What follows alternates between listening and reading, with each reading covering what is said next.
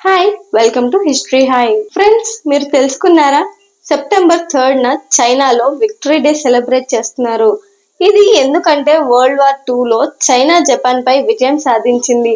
దాన్ని గుర్తుకు చేసుకోవడానికి ఈ రోజున గ్రాండ్ పరేడ్ కండక్ట్ చేస్తుంది. ఈ పరేడ్ కి China president Jinping, Russia president, Pakistan PM తో పాటు 26 దేశస్తుల నేతలు అటెండ్ అయ్యారు. పరేడ్ లో హైలైట్ ఏంటంటే చైనా డొమెస్టిక్ గా తయారై చేసిన 4th generation war tanks, hypersonic missiles, drone సామాగ్రి, air defence systems, strategic nuclear missiles అన్ని డిస్ప్లే చేశారు. నియర్లీ 10,000 చైనీస్ సోల్జర్స్ పరేడ్ లో పార్టిసిపేట్ చేశారు.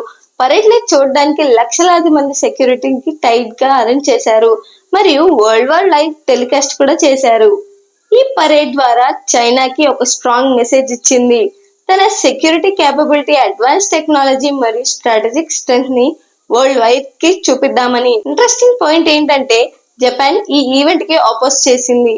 వేరే దేశాల లీడర్స్ అటెండ్ కాకూడదని చెప్పింది, కానీ చైనా దీన్ని రిజెక్ట్ చేసి పరేడ్ ని గ్రాండ్ గా కండక్ట్ చేసింది. Please subscribe to our channel.